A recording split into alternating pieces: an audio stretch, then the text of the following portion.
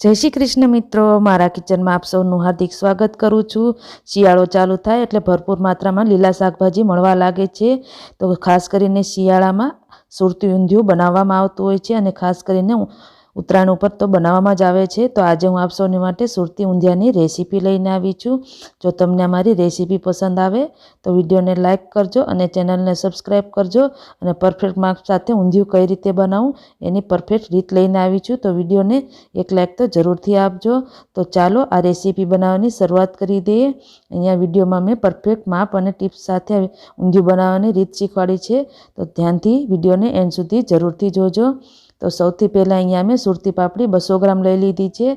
तो अहींया तमारे एकदम फ्रेश मळे एवी सुरती पापड़ी लेवानी छे। अहींया थोड़ी मारी फ्रेश नथी मळी एटला माटे आ रीतनी लीधी छे। ज्यां सुधी फ्रेश मळे त्यां सुधी फ्रेश ज लेवानी छे।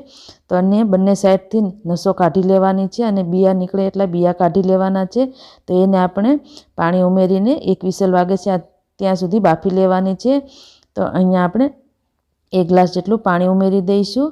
हवे एमां आपणे स्वाद अनुसार मीठुं अने 1 चमची जेटली खांड उमेरीशुं, जेनाथी आपणे सुरती पापड़ी ग्रीन होय तो एनो कलर जळवाई रहे। तो आ रीते 1 चमची खांड जरूरथी उमेरवी। तो एने 1 विसल वागे त्यां सुधी बाफी लेवानी छे। तो आ बधुं एकवार मिक्स करीने 1 विसल वागे त्यां सुधी बाफी लईशुं। त्यारबाद आपणे आगळनी सामग्री जोई लईए। हवे अहींया आपणे मेथी मुठिया बनावीशुं। तो एना माटे आपणे एक मोटुं वासण लई लईशुं। एमां आपणे 1 कप आपणे भाखरीनो लोट लेवानो छे। जो भाखरीनो लोट अवेलेबल न होय तो रोटलीनो पण चाले। त्यारबाद 1 कप आपणे चणानो लोट लई लईशुं। अहींया आपणे बंनेनुं माप एक सरखुं राखवानुं छे, जेथी करीने आपणा मेथी मुठिया सरस बनशे। त्यारबाद 1 वाटको भरीने आपणे फ्रेश लीली मेथी लई लेवानी छे।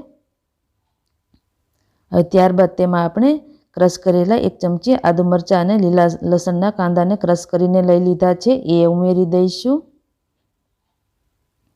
1 चपटी जेटली हळदर, 1 चपटी हींग, 1 चमची धाणा जीरु पाउडर, 1 चमची लाल मरचुं पाउडर। त्यारबाद स्वाद अनुसार मीठुं उमेरी दईशुं अने अहींया आपणे 2 चमची जेटली खांड लई लईशुं। आ मेथी मुठिया खाटा मीठा होय तो सरस टेस्ट लागे छे। 1 चमची सफेद तल। त्यारबाद तेमां फ्रेश लीला धाणा उमेरीशुं 2 चमची अने फ्रेश लीलुं लसण उमेरीशुं ए पण 2 चमची लई लईशुं। अहींया तमारा टेस्ट प्रमाणे वधारे ओछा करी शको छो। अने त्यारबाद अर्धा લીંબુનો रस उमेरी दईशुं अने 2 चमची तेल उमेरी देवानुं छे। हवे त्यारबाद अहींया आपणे 1 चमची जेटलो खावानो सोडा उमेरीशुं। एनाथी आपणा मेथी मुठिया सरस अंदरथी सॉफ्ट अने उपरथी एकदम क्रिस्पी बनशे। तो हवे आ बधुं सरस रीते मिक्स करी दईशुं अने आनो आपणे रोटली के परोठानो जे रीतनो लोट होय छे ए रीतनो राखवानो छे। वधारे पड़तो कठण नथी राखवानो, एनाथी आपणा मेथी मुठिया हार्ड थई जशे। एटला माटे थोड़ो आ रीतनो रोटलीनो लोट होय ए रीतनो ढीलो राखीशुं। वधारे पड़तो कठण नथी राखवानो। तो थोड़ું पाणी उमेरीने आ रीतनो लोट तैयार करी लीधो छे। तो एने 1 चमची तेल वडे सरस रीते मसળી लईशुं। तो अहींया आपणो मेथी मुठियानो लोट सरस रीते तैयार थई गयो छे। आ रीतनो ढीलो राखवानो छे। हवे त्यारबाद तेमांथी आपणे मुठिया बनावी लईशुं। अहींया हूँ लंबगोળ शेपमां बनावी रही छुं। तमारे गोળ मुठिया बनाववा होय तो ए रीते पण बनावी शको छो। तो आवी ज रीते आपणे बधा मुठिया बनावीने तैयार करी लईशुं। तो हवे आपणा बधा मुठिया तैयार थई गया छे। तो हवे एने आपणे फ्राय करी लईशुं। तो तेल गरम करवा माटे मैं मूकी दीधुं छे। तो धीमाथी मीडियम गैस पर आपणे मुठियाने फ्राय करी लेवाना छे, जेथी करीने अंदरथी सरस रीते चढ़ी जाए अने उपरथी एकदम सरस क्रिस्पी बनी जाए। तो धीमाथी मीडियम गैस पर बंने साइडथी सरस रीते क्रिस्पी थई जाए त्यां सुधी हलावीने फ्राय करी लेवाना छे। तो आपणा मेथी मुठिया बनीने तैयार थई गया छे। एकदम क्रिस्पी कलर आवी गयो छे, गोल्डन। तो हवे आवी ज रीते आपणे बधा मुठिया फ्राय करी लईशुं। तो हवे आपणे शाकभाजी जोई लईए। तो अहींया मैं 250 ग्राम सुरती रताळुं लई लीधुं छे। आ खास करीने शियाळामां मळतुं होय छे। तो आ ऊंधियामां मेन सामग्री होय छे। तो ऊंधियामां रताळुं टेस्ट खूब ज सरस लागे छे। तो रताळुं जरूरथी एड करवानुं। तो अहींया मैं 250 ग्राम रताळुंने छाल उतारीने तैयार करी लीधुं छे मोटा टुकड़ामां। अने त्यारबाद बीजा शाकभाजी जोई लईए। तो नाना बटेटाने आ रीते टुकड़ामां समारी लीधा छे मोटा टुकड़ामां। जो नाना न मळे तो मोटा पण लई शकाय। त्यारबाद 1 सक्करियाने आ रीते चिप्समां कट करी लीधुं छे। एने पण सरस रीते छाल उतारीने तैयार करी लेवानुं छे। अने त्यारबाद અહીંયા મેં સુરણ પણ લઈ લીધું છે। આ બધી સામગ્રી 150 થી 200 ગ્રામ જેટલી છે। તો હવે આપણે બધા શાકભાજીને ફ્રાય કરી લેવાના છે। તો સૌથી પહેલાં આપણે રતાળુને ઉમેરી દઈશું। તો આ બધા શાકભાજીને આપણે ધીમાથી મીડિયમ ગેસ ઉપરથી થોડા ક્રિસ્પી થઈ જાય ત્યાં સુધી ફ્રાય કરી લેવાના છે। તો બધા શાકભાજી આપણે ફ્રાય કરી લઈશું। ત્યારબાદ આપણે ઊંધિયાનો ગ્રીન મસાલો તૈયાર કરી લઈએ। તો એના માટે એક વાસણમાં 1 વાટકી ફ્રેશ લીલા ધાણા લઈ લઈશું અને 1 વાટકો આપણે ફ્રેશ લીલું લસણ લઈ લેવાનું છે અને અડધો કપ જેટલું અહીંયા મેં તાજા નાળિયેરને છાલ ઉતારીને આ રીતે ક્રશ કરી લીધું છે। જે આદુ છીણવાની છીણી આવે છે એનાથી ક્રશ કરી લેવાનું છે અને છાલ ઉતારીને લીધું છે મેં અહીંયા। અને ત્યારબાદ અહીંયા 3 ચમચી ભરીને આદુ મરચાંને લીલા લસણના કાંદાને આ રીતે ક્રશ કરીને લીધા છે। અહીંયા આપણે લાલ મરચું પાવડર બિલકુલ ઉપયોગ નથી કરવાનો, એટલા માટે અહીંયા આદુ મરચાં અને લસણ ભરપૂર ઉપયોગ કરવામાં આવે છે।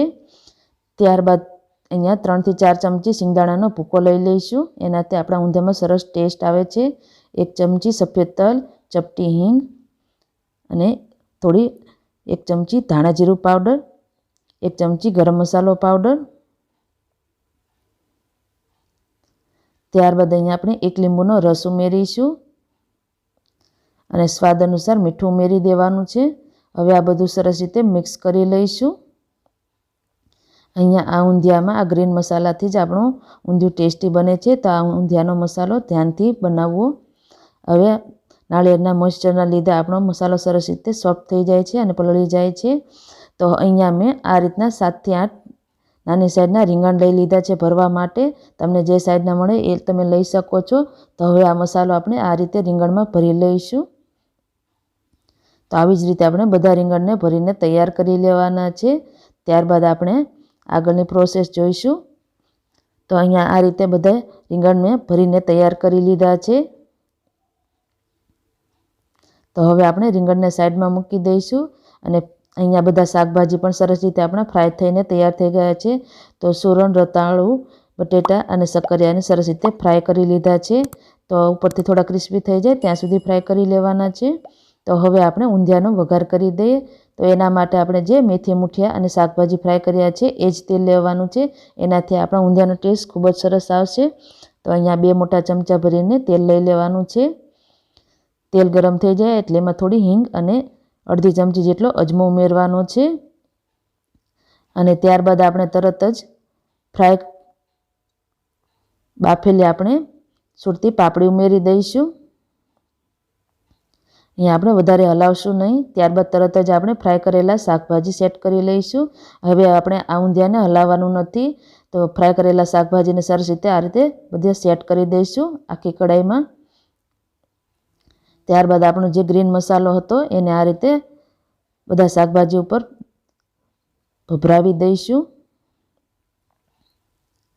બધા શાકભાજી દબાઈ જાય એટલો આપણે આ મસાલો નાખી દેવાનો છે। ત્યારબાદ એની ઉપર આપણે રીંગણ ઉમેરીશું। તો રીંગણને પણ સરસ રીતે મસાલાથી કોટ કરી દઈશું। હવે એની ઉપર આપણે મેથી મુઠિયા સેટ કરી લેવાના છે। તો આ શાકભાજીને અને મુઠિયાને અને રીંગણને આ રીતે સેટ કરી લેવાના છે। મેથી મુઠિયા સરસ રીતે સેટ થઈ જાય ત્યારબાદ તેમાં આપણે અડધો ગ્લાસ જેટલું પાણી ઉમેરવાનું છે। અહીંયા આપણે પાણી વધારે એડ નથી કરવાનું, માત્ર અડધો ગ્લાસ જેટલું જ પાણી ઉમેરીશું।